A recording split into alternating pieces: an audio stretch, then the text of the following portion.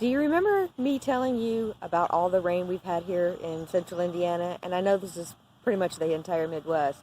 We got 4 inches of rain in the last 24 hours. It's partly sunny now, but it's supposed to be getting rainy again later. So I'm heading out to the grocery store while it's still sunny. Anyways, I wanted to show you how much water is standing in the fields. All that water is supposed to be a field. And if you look around, see water way over there, see water over there. We don't have lakes here. All that you see is rainwater.